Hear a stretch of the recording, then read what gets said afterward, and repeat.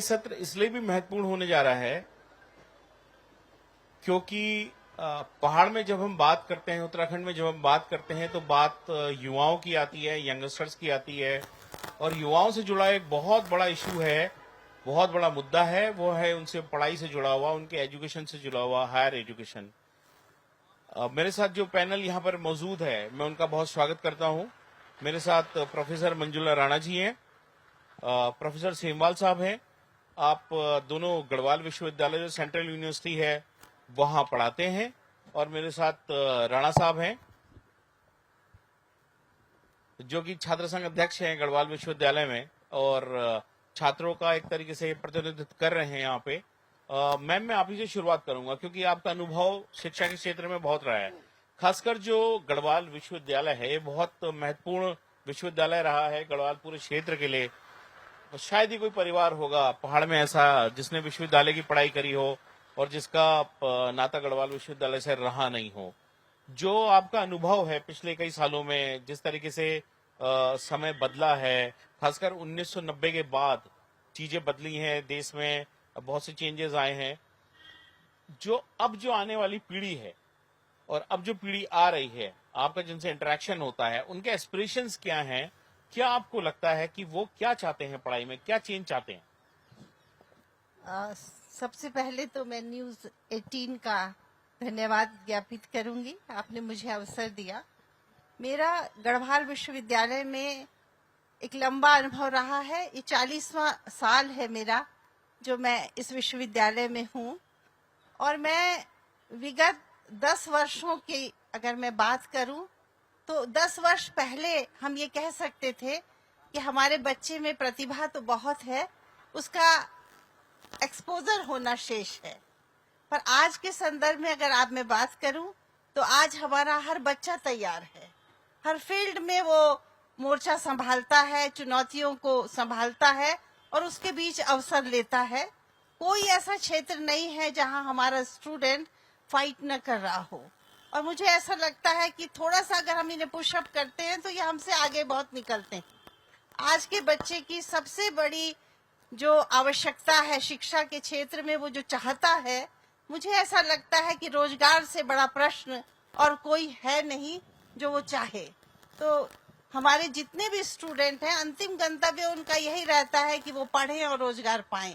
और हम भी उन्हें इस दिशा में प्रेरित करते हैं कि वो स्किल बेस्ड एजुकेशन भी ले, अपनी ट्रेडिशनल एजुकेशन भी ले और कुछ ऐसी शिक्षा भी ले जो उनको एक इंसानियत उनके अंदर भर सके। मेरा व्यक्तिगत ये प्रयास रहता है कि हम एक अच्छे इंसान अगर उनको बना देंगे तो वो अपनी जिंदगी बहुत आसानी से गुजार सकते हैं। क्योंकि बहुत अधिक पैसा भी कमा लेंगे, इंसानियत नहीं होगी तो हमारे किसी काम का नहीं होगा। तो समाज के लिए भी, और अगर उत्तराखंड की बात करूं तो यहाँ की तो संस्कृति ही ऐसी रही है जहाँ हम सभी ने अपने संस्कारों के आधार पर अपनी संस्कृति को निर्मित किया।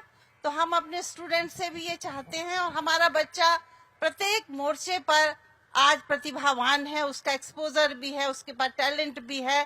केवल शिक्षक होने के नाते हम सब उसे दिशा देते हैं और आज वो मेहनत भी कर रहा है। और मैंने तो ये भी देखा कि आज प्रत्येक स्टूडेंट का एक टारगेट है अपनी लाइफ में। कोई भी ऐसा स्टूडेंट आपको नहीं मिलेगा जो जिसे पता ना हो कि मेरी मंजिल क्या है, मुझे जाना कहाँ तक है। तो ये एक अच्छी सी बात है और इस बदलाव का हम सबको स्वागत करना चाहिए।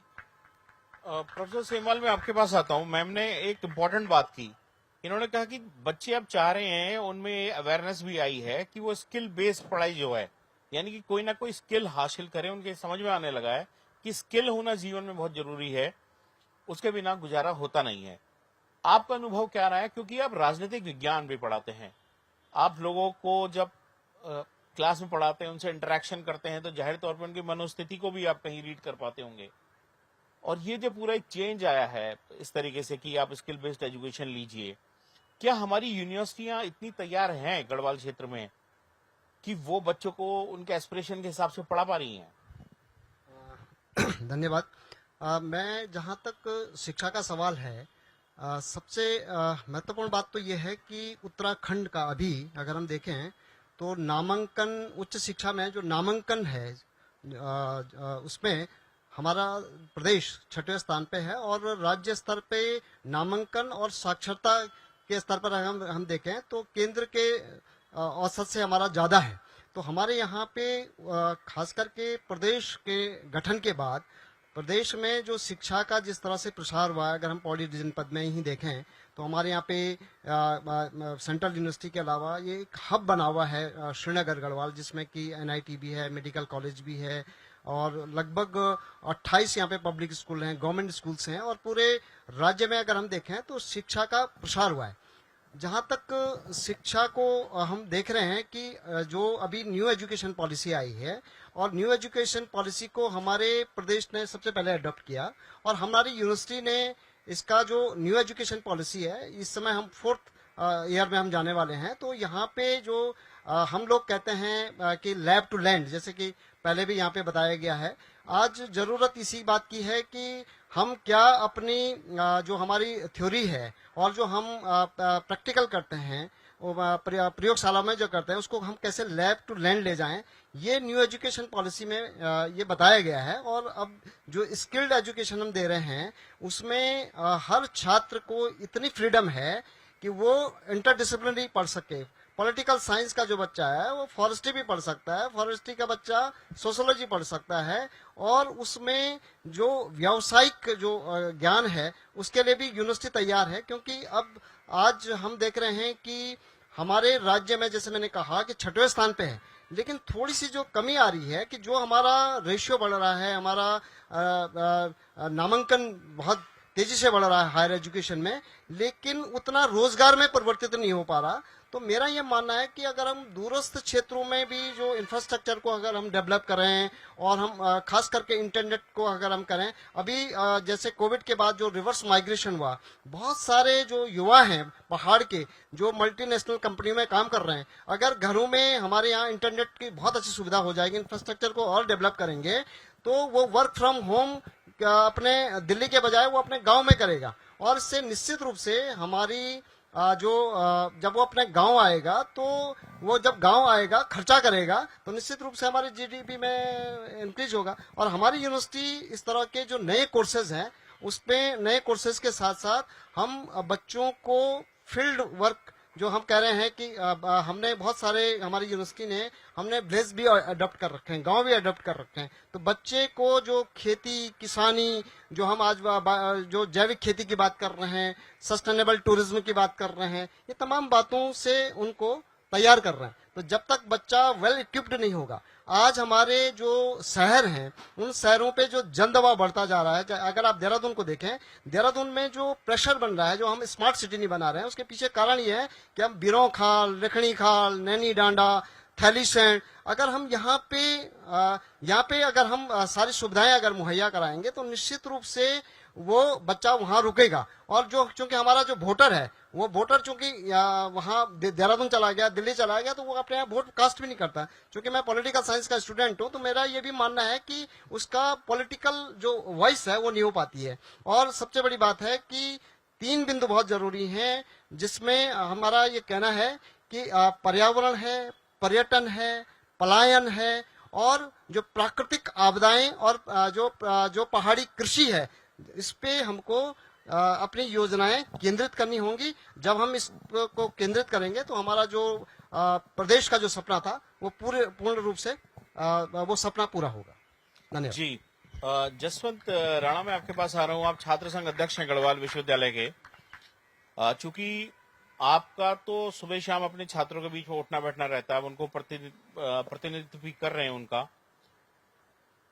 जो प्रोफेसर मंजुला राणा जी ने और प्रोफेसर सेमवाल साहब ने जो बात कही कि नई एजुकेशन पॉलिसी आई है, स्किल बेस्ड एजुकेशन पे ज्यादा जोर है, आप लोग अपने स्तर पे छात्र नेता होने के नाते किस तरीके से उनका मन परिवर्तन या बच्चों को तैयार कर रहे हैं? उन्हें बता रहे हैं कि भाई चेंज इतना जल्दी आ गया है, आप इतनी जल्दी चेंज होइए, या अगर आप समय के साथ नहीं अपने आप को समन्वय कर पाएंगे तो दिक्कतें होंगी। आप इस बात को छात्र राजनीति में होने के कारण आपका इंटरेक्शन होता है, आप कैसे पहुंचा पा रहे हैं इन तक?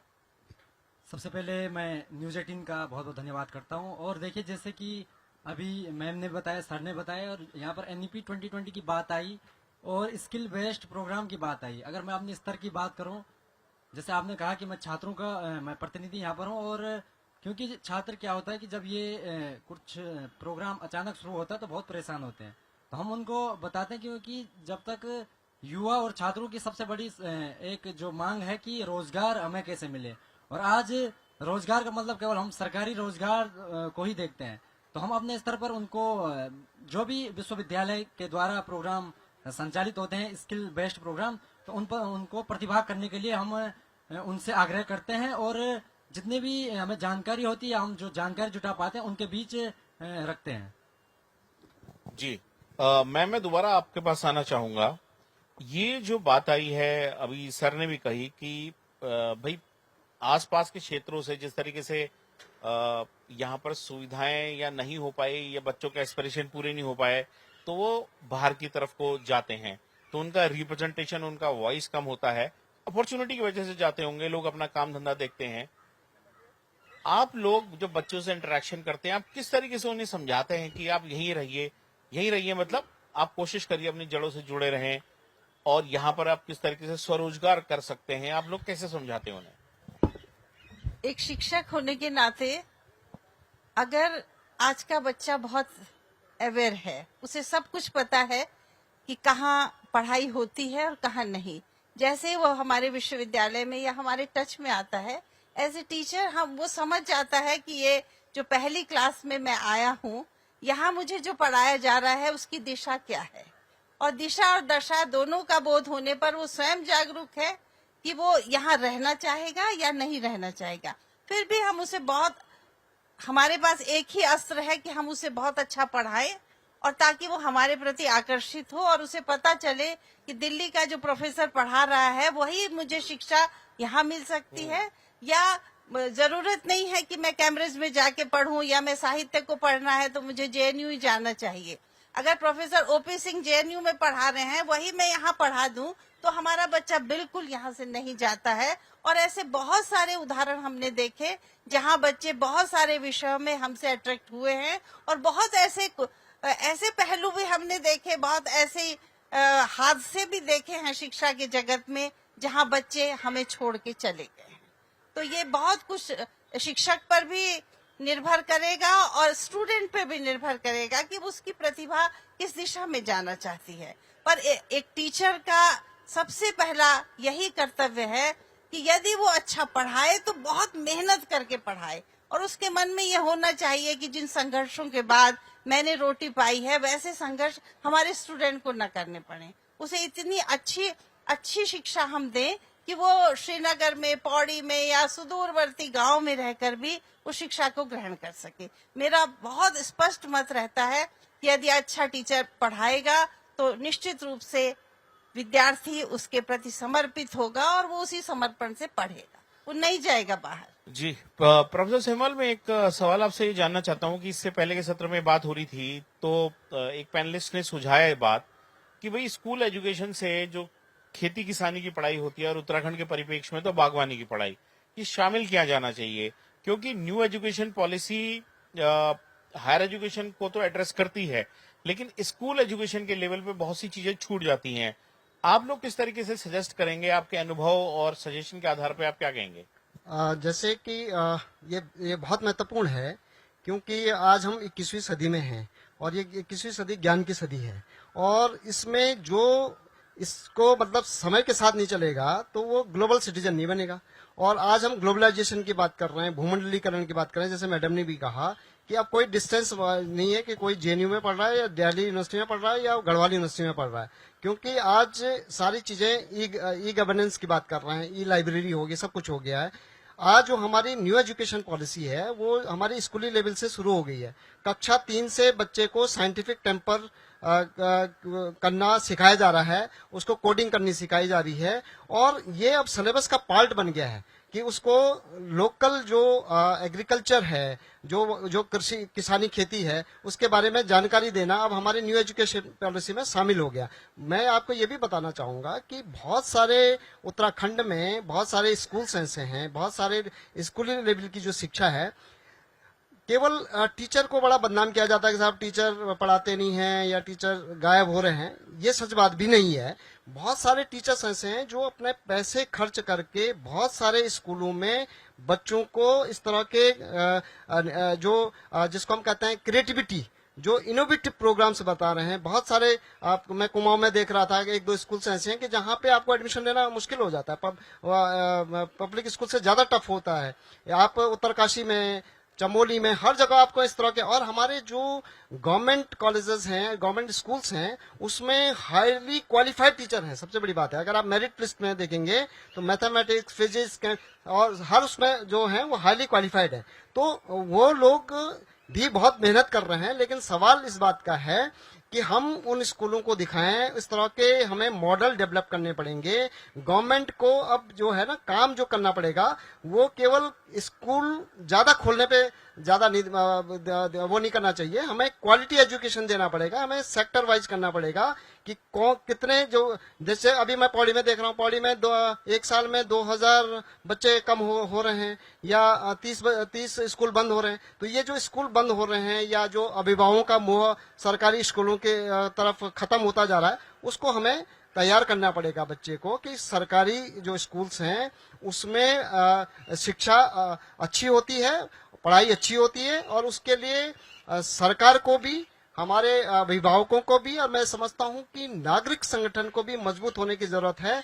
तभी हम इस तरह के जो लैब टू लैंड की जो मैं बात कर रहा हूं, जो हमें स्थानीय, जो हमें बच्चे को जो स्थानीय जो उसको ज्ञान होना चाहिए अपने प्रकृति का, अपने क्षेत्र का, जो उसका इतिहास, अपना भूगोल, जो अभी महिलाएं जो यहाँ पे जिन्होंने अभी बताया, कितना अच्छा है कि वो इस तरह का काम कर रही हैं, फ्लोरिकल्चर पे काम कर रहे हैं। हमें बाहर जाने की आवश्यकता नहीं है। अगर हमारा बच्चा इस तरह से वो जानकार हो कि जो जैविक खेती हम बहुत पहले से करते आ रहे हैं, और जैविक खेती आज हमारा जो आलू है, वो आलू की कॉस्ट, देहरादून में हम पहाड़ी आलू ढूंढ रहे हैं। पहाड़ वाले तो सारे चले गए देहरादून और ढूंढ रहे हैं आलू पहाड़ में। तो पहाड़ में आलू कौन पैदा करेगा? तो ये जरूरत है कि हमको जो बच्चा है वो यहाँ पढ़े और यहाँ की संस्कृति को समझें, यहाँ की प्रकृति को समझें, यहाँ की आर्थिकी को समझें, और तभी हमारा जो राज्य है वो मजबूत हो पाएगा। नहीं, आपने बड़ी दिलचस्प बात की। ये मेरा भी अनुभव रहा है कि प्लेन्स में लोग पहाड़ी आलू ढूंढते हैं और उनको पहाड़ी आलू नहीं मिलता।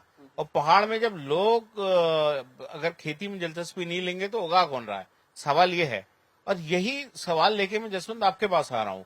आपकी उम्र के जो साथी हैं, आपकी उम्र के जो युवा बच्चे हैं, वो ट्रेडिशनली किसानी से कैसे जुड़े रहे हैं? उनको क्या चीज, क्या उसमें ग्लैमर नहीं दिखता या उसमें मेहनत ज्यादा लगती है? क्या वजह है? वो क्यों नहीं जुड़ना चाहते, जबकि कहते हैं इसमें अच्छी खासी अपॉर्चुनिटी है, तो सरकारी नौकरी के पीछे क्यों दौड़ते हैं? सर, जैसे आपने बात करी, मैं भी क्योंकि एक ग्रामीण पृष्ठभूमि से आता हूँ, और मैं जहां तक मैंने देखा, सबसे बड़ी बात युवा इसलिए नहीं करना चाहता, उसके अंदर एक हेजिटेशन होता है कि मैं अपने लोगों के बीच ये काम करूं, तो वो एक श्रम जो होती है कि मैं ये नहीं करूंगा। लेकिन जब हमारे बीच एक कोविड काल आया था, तो उस समय युवा शहरों को छोड़कर जब होटलों में या तमाम सारी जगहों पर रोजगार के लिए गए थे, तो वो वापस आए। और उस समय उन्होंने, जैसे दूरस्थ ऐसे भी जगह थे जहां पर कि पीने का पानी नहीं होता था, वहां पर भी हमें रेस्टोरेंट, होटल, ये सारी चीजें दिखाई दी। और जैसे ही कोविड काल समाप्त हुआ, फिर वही युवा वहां से उठकर बाहर चला गया। तो इसके पीछे कहीं ना कहीं ये कारण भी है कि हेजिटेशन है, और कहीं ना कहीं उनको वो सुविधाएं नहीं मिल पा रही।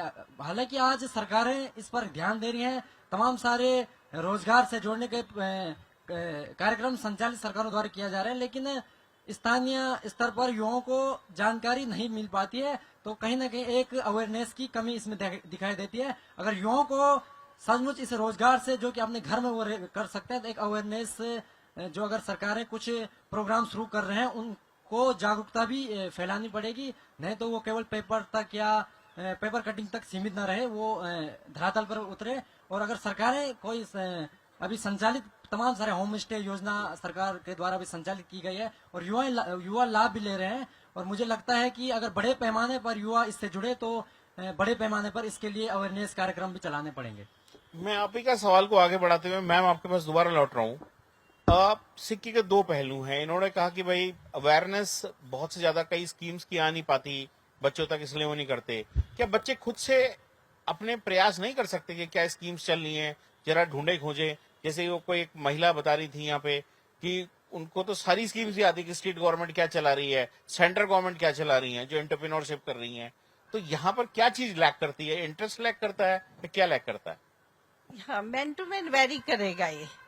आप सबको तो ऐसा नहीं कह सकते कि अवेयर नहीं है, पर ये मेरा मानना है कि अंदर से अपने आप को ही जगाना पड़ेगा।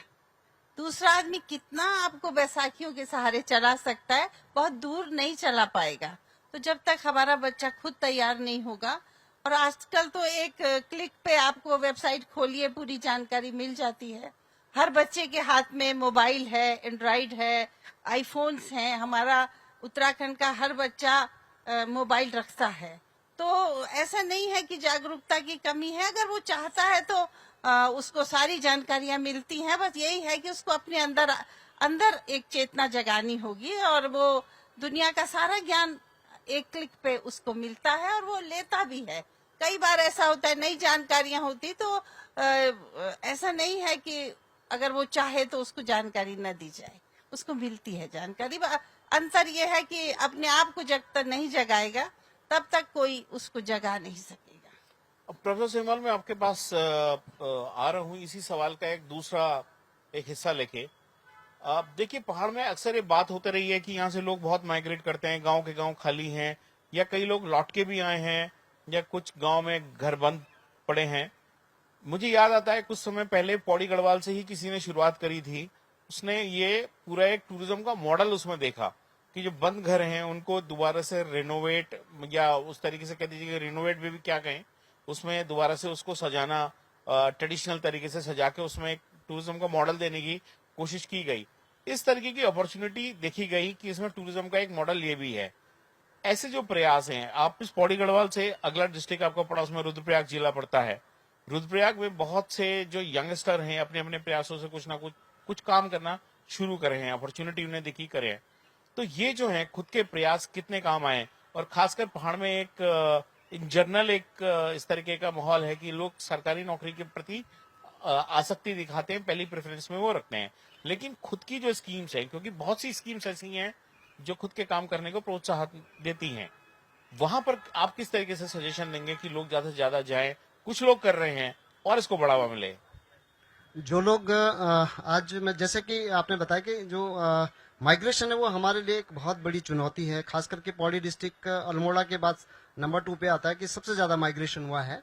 और कुछ लोग उस माइग्रेशन के बाद जो रिवर्स माइग्रेशन हुआ है, बहुत लोगों ने एक नए मॉडल डेवलप किए हैं। जैसे मैं आपको बताऊं कि जो आज हम ट्रेडिशनल मेडिसिन सिस्टम कहते हैं, टीएमएस, जो हम कहते हैं पारंपरिक जैविक पारंपरिक औषधीय पादप खेती, जड़ी बूटी की खेती। कई लोग अगर आप देखें कि हमारे सामने रामदेव जी, स्वामी रामदेव जी कहाँ से कहाँ पहुंच गए हैं। और कोविड में हमने देखा कि किस तरह से हमने अपने औषधियों का उनका प्रयोग किया। बहुत सारे लोग जो यहाँ पे जो उत्तरकाशी है, उत्तरकाशी का जो मोरी ब्लॉक है उसमें काम कर रहे हैं, आपके चमोली में काम कर रहे हैं, जो जड़ी बूटी की खेती पे काम कर रहे हैं और बहुत अच्छा उसमें अच्छा मुनाफा ले रहे हैं। मैं आपको एक उदाहरण दूंगा कि अभी ये उखीमठ के पास एक पाला विलेज है। अभी वो जब आपदा आई तो पूरा गांव ध्वस्त हो गया। जब उसको रिहेबिलिट किया गया तो वो गांव के ग्रामीण एक साल में 3-3 लाख रुपए तक की सारे खर्चे के बाद उनकी इनकम है। तो ऐसे मॉडल, ऐसे जो आइकन हैं, जैसे ऐसे लोग, जैसे बहुत सारे लोग जो अपना काम कर रहे हैं, उनको सरकार को भी उनको प्रोत्साहित करना चाहिए, सम्मानित करना चाहिए।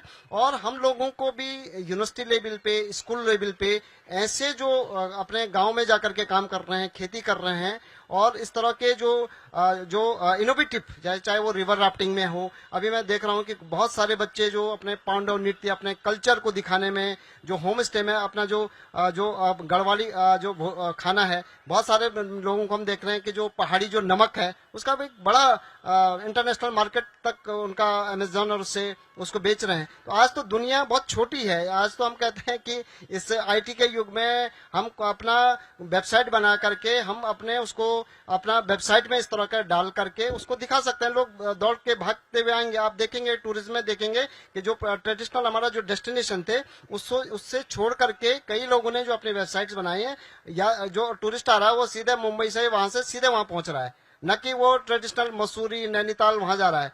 तो ये सारी चीजें हैं। इसके लिए जैसे पहले भी कहा गया है कि हम सबको तैयार होना पड़ेगा। जो हमारे खास करके जो हमारी युवा पीढ़ी है उनको अब केवल सरकारी नौकरियों के तहत ही नहीं जाना पड़ेगा, उद्यमिता की ओर बढ़ना पड़ेगा, एंटरप्रेन्योरशिप के साथ जाना पड़ेगा। जो लोग इस तरह से केवल फोटोग्राफी पे काम कर रहे हैं, फ्लोरिकल्चर पे काम कर रहे हैं, कई लोग हॉर्टिकल्चर पे काम कर रहे हैं, ऑर्गेनिक फार्मिंग पे काम कर रहे हैं। वंदना शिवा ने आप देखिए ऑर्गेनिक फार्मिंग को कहां से कहां पहुंचा दिया। आप पूरे बेल्ट में देखेंगे, ये इधर पुरौला और नौगांव की तरफ देखेंगे कि वहां का टमाटर, वहां का मशरूम, वहां की जो है फ्रेश बीन सीधा मदर इंडिया के साथ जा रही है, पैकेजिंग हो रही है। तो हमें इस तरह से जो मॉडल हैं उनको रिमोट एरिया में जो चंपावत है, पिथौरागढ़ है, रुद्रप्रयाग, इन तमाम जो हमारे उच्च हिमालय जो जनपद हैं, जब तक हम उनको नहीं ले जाएंगे तब तक, जैसे मैंने पहले भी कहा कि हमारे जो शहर हैं, हम जो, क्योंकि शहर प्रगति के मापन होते हैं, प्रगति के हमारे जीडीपी में सबसे बड़ा योगदान शहरों का होता है, लेकिन हम अच्छे शहर भी नहीं बना पाएंगे। इसलिए हमें स्मार्ट विलेज की ओर भी जाना पड़ेगा। स्मार्ट विलेज जब तक नहीं होंगे तब तक स्मार्ट सिटी का सपना पूरा नहीं हो पाएगा। इसी पौड़ी जिले में आपका लेंसडाउन है ब्रिटिशर्स का, एक समय पे जब ब्रिटिश राज था तो उस समय से वो काफी डेवलप हुआ, पॉपुलर हुआ। आज भी टूरिस्ट डेस्टिनेशन के तौर पे बड़ा एक डेस्टिनेशन है। और पौड़ी के पास ही आपका खिरसू है, वो काफी पॉपुलर होता हुआ डेस्टिनेशन है। तो पौड़ी जिले में जो संभावनाएं टूरिज्म के क्षेत्र में हो सकती हैं या और भी जो हो सकती हैं, उस क्षेत्र को और ज्यादा एक्सप्लोर करने के लिए, करने की दिशा में यंगस्टर क्या भूमिका निभा सकते हैं, ये सवाल मेरा आपसे है जसवंत राणा जी। क्योंकि आपने कहा कि जैसे आप खुद ग्रामीण पृष्ठभूमि से आते हैं, बहुत सी नई जगहें होती है, और प्रोफेसर सेमवाल ने जैसे कहा कि ये युग टेक्नोलॉजी का युग है, कनेक्टिविटी का युग है, सबके हाथ में फोन है, लोग व्लॉगिंग कर रहे हैं, किसी भी तरीके से अपनी बात को आगे बढ़ा रहे हैं। तो ऐसे में यूथ का रोल बहुत आता है, युवाओं का रोल बहुत आता है। टूरिज्म के क्षेत्र को और ज्यादा आगे, पौड़ी गढ़वाल और ज्यादा फोकस हो, उसमें युवा किस तरीके की भूमिका निभा सकते हैं आगे को? सर आपने बात करी जैसे खिरसू की, और खिरसू के अलावा तमाम सारे अन्य भी यहाँ पर जगह है, पहाड़ी क्षेत्र है, और वहाँ पर मतलब अच्छी सी लोकेशन है। और युवा, क्योंकि युवाओं के अंदर अपार सकते हैं, वो कर सकता है। और कहीं ना कहीं जैसे मैंने, क्योंकि सबसे खास बात मैं ये देखता हूँ कि जब कोई हमारे पास कोई टूरिस्ट एरिया होता है तो वहाँ पर जब हम घूमने जाते हैं तो सबसे ज्यादा वहाँ पर रहने की समस्या आती है। और मैंने पहले भी मैं जिक्र कर चुका होम स्टे का। तो कई मैं देखता हूँ, मैं जैसे रुद्रप्रयाग मेरा क्षेत्र है, वहाँ पर एक जगह है मेरे गांव से 20 किलोमीटर, अंतिम गांव रुद्रप्रयाग का बदानी ताल। और वहाँ पर क्या है कि सबसे बड़ी समस्या, जब टूरिस्ट वहाँ पर आता है तो उसको रहने की समस्या होती है। तो जब वो वहाँ पर घूमने आता है तो उसको 30 किलोमीटर, एक कस्बा है मयाली, वहाँ पर रुकना पड़ता है। और वहाँ पर भी मुश्किल से 2 से 3 रेस्टोरेंट है। लेकिन वहाँ पर एक बड़ी बात ये देखी गई है कि कुछ सालों में, 2-4 सालों से उस एरिया में होम स्टे, जैसे सड़क के आसपास कुछ युवा हैं जिनके कि वहाँ पर घर हैं, तो उन्होंने अपने घर को एक्स्ट्रा अपना रहने का कम करके कुछ एरिया उसको होम स्टे में तब्दील कर दिया है। तो मैं अभी खिरसू की बात करूं, जब हम जाते हैं तो वहां पर भी होम स्टे लगातार, जब से सरकार ने होम स्टे योजना पर काम करना शुरू किया तो लगातार युवा भी उनको काम कर रहे हैं। और मुझे लगता है, मैंने बदानी ताल का उदाहरण दिया, तो वहां पर अभी कम संख्या में है, तो लगातार युवा एक दूसरे से प्रेरित होकर और सरकारों की योजनाओं से प्रेरित होकर उस होम स्टे को आगे बढ़ा रहे हैं। और टूरिस्ट भी वहां पर आसानी से जा पा रहे हैं, क्योंकि जब वो अपना आज मोबाइल के माध्यम से सर्च करते हैं रहने का, तो उनको यहाँ पर उपलब्धता नहीं मिल पाती है, रेस्टोरेंट नहीं मिल पाते हैं, कहीं पर रहने का नहीं हो पाता, तो उनको एक उनके पास ऑप्शन है कि वहां पर होम स्टे है, तो वो वहां पर जाते हैं। तो युवा इस पर अच्छा काम और कर सकते हैं। और अन्य भी चीजें वहां पर देख सकते हैं, जैसे कि आज टूरिस्ट जैसे जाने आने का, ट्रेवलिंग की बात करो तो हमारे साथ भी विश्वविद्यालय में तमाम सारे युवा ऐसे जुड़े हैं जो कि ट्रेवलिंग एजेंसियों को चलाने का भी यहाँ पर काम कर रहे हैं। तो सर युवा कर सकता है। और ट्रेवलिंग एजेंसी की बात करें, मैं होम स्टे की बात करें, तमाम सारे अन्य भी ऐसे प्लेटफॉर्म है जो युवा इसको आगे बढ़ा सकता है। देखिए, 2 बातें आई इससे पहले भी हम पैनलिस्ट से बात कर रहा था, उन्होंने किसने अपना अनुभव साझा किया कि एक टूरिस्टों का ग्रुप आया, विदेशी टूरिस्टों का ग्रुप आया, उनको लिए रहने के लिए उनके मन मुताबिक एक जगह नहीं मिल पाई, जिस तरीके का होटल वो चाह रहे थे, शायद 5 स्टार होटल या उस तरह की फैसिलिटी नहीं मिल पाई। वो एक टूरिस्टों का वर्ग है, वो भी आता है घूमने के लिए, उनके लिए इंफ्रास्ट्रक्चर उस तरीके का डेवलप नहीं है। दूसरी बात आपने कही, जहां पे जिसका घर है वो उस घर को होम स्टे में तब्दील कर रहा है, और होम स्टे में तब्दील करके कुछ एक अपॉर्चुनिटी उनको भी मिल रही है और टूरिस्टों को भी रहने के लिए मिल रही है जो नई जगह को एक्सप्लोर करना चाहते हैं। ये बात जरूरी है, ये बात महत्वपूर्ण है, और इसी तरीके से मॉडल इस वक्त चल रहा है क्योंकि उत्तराखंड में इंफ्रास्ट्रक्चर अभी भी डेवलप होने की दिशा में है। प्रोफेसर सेमल, मैं आपके पास दोबारा लौट रहा हूँ। आपने 2-3 चीजें अपनी बात में कही है कि टेक्नोलॉजी का आपने जिक्र किया, बच्चे जिस तरीके से इस्तेमाल कर रहे हैं, मैम ने भी जिक्र किया था उसका, और ये जो मॉडल है, मैं हायर एजुकेशन के साथ इसलिए मैं टूरिज्म पे आया हूं क्योंकि ये एक ऐसी विधा है जो कि यहाँ भी स्किल मांगती है। कई टूरिस्ट आते हैं, वो कहते हैं हमें रहने की सुविधा तो मिली, लेकिन उस तरीके का प्रोफेशनल वातावरण नहीं मिल पाया या प्रोफेशनल सर्विस नहीं मिल पाई। क्या आपको लगता है कि इस दिशा की ओर खासकर टूरिज्म सेक्टर को लेके या उसमें स्किल सेट और डेवलप करने को लेके एजुकेशन में ज्यादा जोर दिया जाना चाहिए? जहाँ तक चूंकि पर्यटन हमारा एक सबसे बड़ा स्रोत है, और मुझे लगता है कि जो जितने भी, चाहे वो हमारे होटल वाले हैं, चाहे छोटे ढाबे वाले हैं, चाहे कोई भी है, चाहे ड्राइवर है, सबको ट्रेंड करने की आवश्यकता है। अगर एक टैक्सी वाला अगर हरिद्वार से अगर किसी टूरिस्ट को लेके चलता है तो उसे कहाँ कहाँ पे क्या क्या दिखाना है और क्या क्या उसको बताना है, वो अगर इतना बताता है तो उससे बहुत हमारे टूरिस्ट पे फर्क पड़ता है। जहां तक आपने कही कि वो प्रोफेशनलिज्म आना चाहिए, केवल आपने होम स्टे तो बना दिया, लेकिन अगर एक जो होम स्टे चला रहा है उसको अपने गांव के बारे में, अपना हिस्ट्री, अपने ज्योग्राफी, अपना ये जो प्लांट है इसका बॉटनिकल नेम क्या है, इसका गढ़वाली में इसका नाम क्या है, इसकी वैल्यू क्या है, और जो हमारी नदी नाले, हमारे जो तमाम जो देवी देवता हैं उनके बारे में बताएं। अगर उसको हिस्ट्री, ज्योग्राफी, इसके बारे में ज्ञान होगा तो निश्चित रूप से टूरिस्ट दोबारा लौट के आएगा। उसका वो एक दूसरे को बताएगा कि वो आप उस पे जाइए कि उसको इतनी जानकारी है। क्योंकि मैंने जैसे कहा कि जितना आपके पास, हमारे जो स्टूडेंट हैं इनके पास जितना नॉलेज होगा, जो श्रीनगर में होगा, श्रीनगर में हमारा टूरिस्ट हमारे यहाँ पे रुकता है, अगर वो बता दे कि यहाँ पे कमलेश्वर का क्या है, कितने मंदिर हैं, क्या है और उसकी क्या यूटिलिटी है, तो निश्चित रूप से टूरिस्ट रुकेगा। जी, नॉलेज और स्किल सेट, ये इसमें काम किया जाना चाहिए। अपॉर्चुनिटीज काफी हैं। बहुत धन्यवाद आप तीनों मेहमानों का हमारे साथ जुड़ने के लिए राइजिंग पौड़ी के इस मंच पे, और आप सभी मेहमानों का बात को सुनने के लिए बहुत धन्यवाद। Thank you news 18, thank you. Thank you. अब